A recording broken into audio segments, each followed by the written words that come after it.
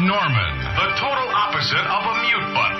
Weekday morning, 6 to 10 on 1270 AM, WCBC. Time is 9:15. Temperature is 39. And if you're worried about today, don't. Weather-wise, just a gorgeous, gorgeous day. Last thing I do this half hour, Dr. Denola is back and here. He is, well, you tell him, Doctor. Who are you? I'm a dentist at the Dental Wellness Center in Cumberland, catty corner from City Hall. Dental Wellness Center at 122 Bedford Street here in town. Now, why would a dentist today be talking to me about sleep? Well, it's kind of a topic that was introduced, in my past times here. Sleep is 1/3 of your life, and so we find it pretty important. So I wanted to talk a little bit about that today.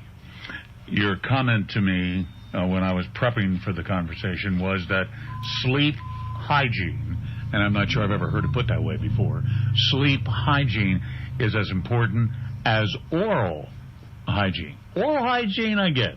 What's sleep hygiene? Well, it's just a way to describe, the habits that you might have for sleep and how to set yourself up for good sleep. I would probably be your typical example. First, I got zip when it comes to sleep. Number one, I have sleep apnea. Number two, I have to use a sleep apnea machine. Number three, I don't think it's worth a damn. I never get more than 2 hours of sleep using it. And number four, I have found that I'm prone to night disturbing dreams when I use the sleep apnea machine, much more than if I don't use it at all. As a result, I snore and I do everything that you don't want me to do. Why is that going to be? Well, the list gets longer. Weight gain, hunger, foggy thinking, grinding teeth, morning headaches, irritability. This is all part of sleep hygiene. Yes. This is what you have to look forward to when you get older? Well, it sounds like you have a couple of those on the list. Well, I bring them up because sometimes it's a one-off or two things that you might have. Like we might see flatness of your teeth, and you might complain about headaches. But the daytime sleepiness is a huge one. They call it daytime somnolence. And you're already on a CPAP. That means you've already been diagnosed. So, we can make a Snore Guard, which kind of repositions your jaw for a typical, sleep, occluded sleep apnea type scenario. Now, for those that don't understand sleep apnea, could you just explain that for them? Well, sleep apnea, the severity is really determined on how many times you may slow down your sleep or stop sleeping or stop breathing, rather. Just to make a point, I just started over the weekend not to use the sleep apnea machine all the time, and I asked my wife, I said, did I stop breathing last night? And she said a few times. Well, now you've got my attention. I stopped breathing? And I said, how long? She said 20 or 30 seconds. Yeah, it's pretty scary. Your PO2 could go down to 50, which, I would call 911 in my office if someone's, oxygen content was like lower than 80 even. I try to hold my breath to make it go down to 80, and it's difficult. So, yeah, that's when people have heart attacks, honestly, from deprivation of oxygen. Yeah, so that's one of the reasons why I was out of town last week at a doctor's office to try to get a better handle on this, to find out what really is going on, because there's obviously more than just sleep apnea. Now, when we talk about sleep hygiene, it will, if you improve it, improve your immune health, which obviously is a good thing when it comes to my mouth. Dental. How so? How does it improve all that? Well, there are some animal studies and human studies that indicate that, if you're sleeping for more than 6 hours, which it sounds like you're not, if you're sleeping for more than 6 hours, your natural defenses, your natural killer cells, which you may have heard of, part of your white cells, they're like your first responders out there killing viruses, killing bugs and things that come into our airway. So those are reduced quite a bit if you have a low amount of sleep. And that could be very problematic. Very few dentists will talk to you about all of these other issues because they're just worried about, filling the teeth and pulling the teeth or capping the teeth or whatever your particular issue might be.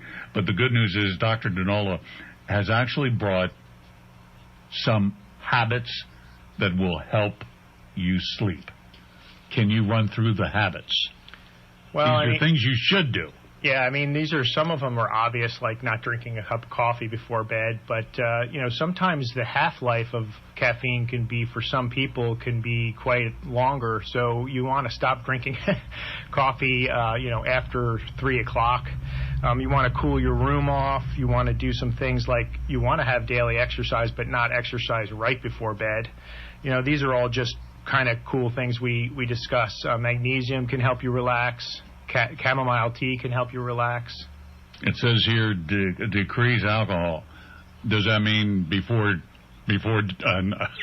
sleep or all the time? Yeah, my mom used to take a shot before bed because she had poor sleep, but that's not really good. It just burns. It's a sugar, so it doesn't really help you sleep. You may feel like a little depressant effect initially, but then it's kind of like a fuel for most people. So really a couple hours before bed, this is why you stay up all night sometimes. So Now, you mentioned to block the blue light, which I guess is the blue light coming off things like computer screens, to block the blue light in your bedroom. Why? Well, this is typically done with glasses like we're wearing now. You can put a lens in that blocks some of that light, and I'm getting worried for children, actually, because they're on these screens all the time with the Zoom meetings and the Zoom school. So you could just buy a filter, or now there's some settings that lower that actual frequency, the blue frequency. And this has to do with circadian rhythm and light and dark in terms of bringing up your cortisol levels in the morning, and that it's a little complicated. But why do you want me to declutter my room? Well, it's just the simplicity of the idea of not having too much stuff, especially you don't want to have your cell phone there, your computer in your room, and things that are electronic. So sleep, bedroom should be for two things. I'm not going to say what two things, but one of them sleep.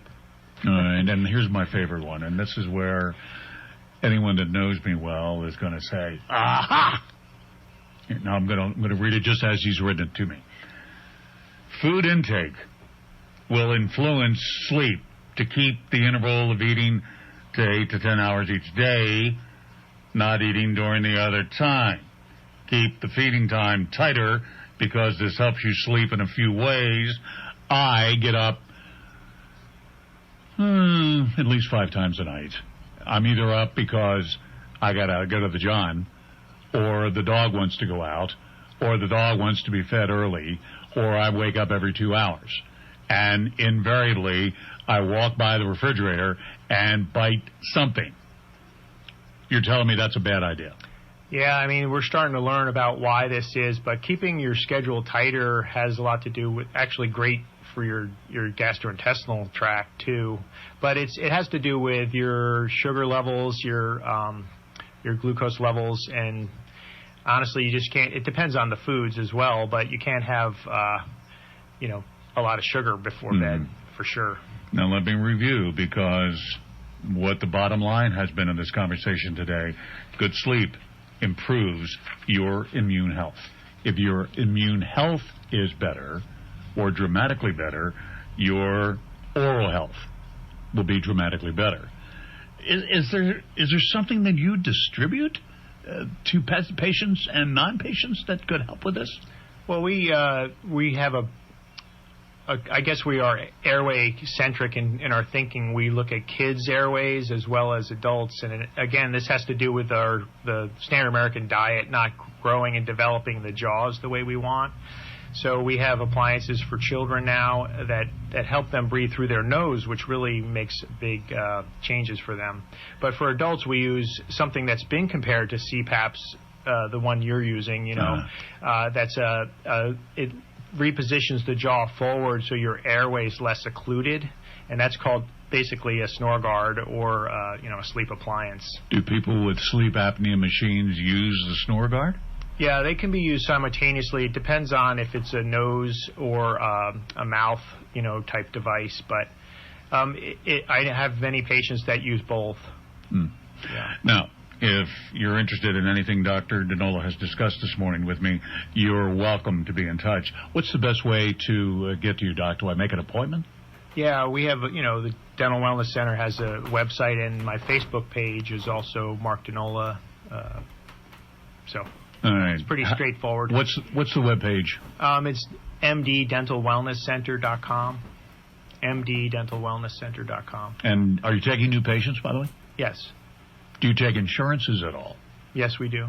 All right. Any questions? Call the office. What's the number, Doctor? 301-722-4933. I always learn something when you're here. Thank you, Doctor. Thank you. Bye-bye.